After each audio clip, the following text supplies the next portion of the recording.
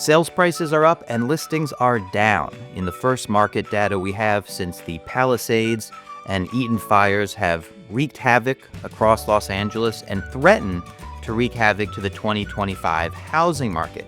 How have the fires already affected Los Angeles inventory? That's the question we're looking into in today's Los Angeles real estate update for January 21st, 2025. I'm Jon Schwartz, California's 1% homebuyer agent. I help California homebuyers save 60% on agent fees when they're buying. And when I'm not doing that, I make videos about California real estate, from statewide to local market updates like this one, to news and tips to help California homebuyers buy better.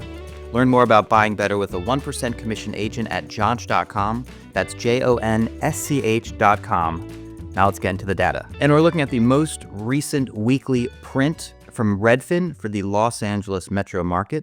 And as you can see, median sale price actually fell this week to $895,000. That's a decline of $7,000 from $902K last week. And keep in mind that home sales that are recorded this week actually went into contract about a month ago. So this price reflects what was happening to homes going into contract between Thanksgiving and December.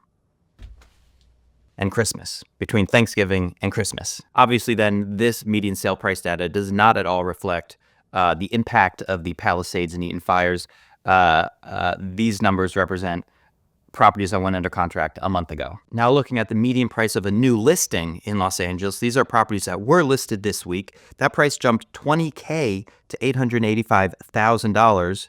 A week ago, it was at $865,000, rounding up $6. Have the Palisades and Eaton Fires already run up home prices? Well, even though this data is from January 12th, which is about 4 days after the fire started, these are homes that went into listing agreements weeks or months ago. And the price that the listing agent and the seller agreed upon to list the home was probably agreed upon 1, 2, or 3 weeks ago. So even though this is a pretty steep jump in the median price of new listings in Los Angeles, I wouldn't quite attribute it to the fires. And now we're looking at new listings, which also climbed this week. We saw 676 new homes listed on the Los Angeles market this week. That's up from 583 last week.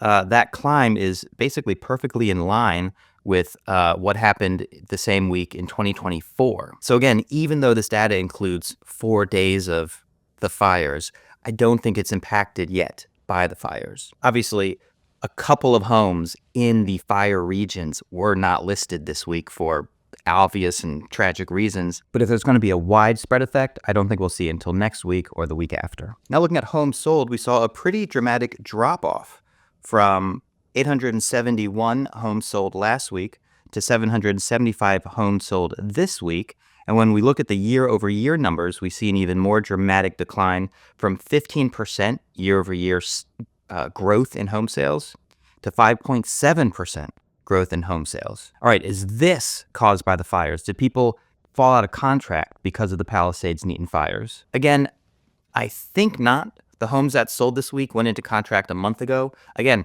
there are probably some outliers. I'm actually in escrow on a home that we're having trouble closing because of the insurance situation immediately surrounding the fire zones. But regular viewers of the Los Angeles Real Estate Update will know that we expected home sales to drop because, and now we're looking at pending sales. These are homes sales that went pending this week. Last week, pending sales was at 2.7% year over year. So when you have homes sold at 15% year over year and pending sales at 2.7% year over year, because pending sales is a leading indicator for homes sold, it means you should expect homes sold to drop. And in fact, this week, pending sales dropped even further. On a year-over-year basis, we're now looking at negative 4%. So independent of the fires, I think we should already be expecting to see home sales fall in the month ahead. It'll be difficult to discern what is the impact of the market as it's been leading up to now, and what is the impact that the fires have had starting now. But that's what we're going to try to decipher in the weeks ahead. And active listings fell this week, down to 12,528 active listings on the Los Angeles market.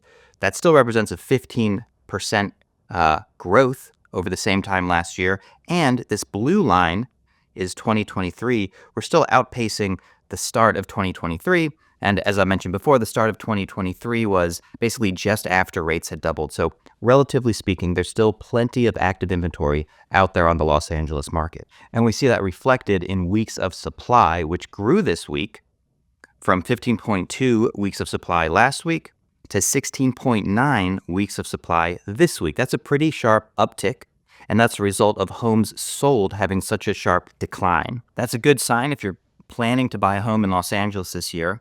This is also a metric we're going to want to track pretty closely as we see if there's any fallout from the fires. Weeks of supply balances inventory numbers against purchase numbers to really get an idea of how much demand-adjusted supply is out there. So if people decide to stop buying homes in Los Angeles, or if people decide to start selling homes in Los Angeles en masse, or vice versa, we'll see it reflected best in this metric. And finally, I want to revisit a metric that I like quite a bit, the average sale to list ratio. Now, this is the ratio of the average sale price of a home in Los Angeles to the average list price of a home in Los Angeles. Right here, the 1.00 mark, or line, that's another way of saying 100%. Whenever the line is above 100%, it means that homes in LA are selling for more than they're being listed. And whenever we're under this 100%, homes are selling for less than they're being listed. And as you can see, we are usually above 100% here in LA and rarely below it. And as you can see, 2025 has gotten off to a great start for home buyers. We started the year under 100% at 99.75% sale to list ratio. And this week we fell even further to 99.58%.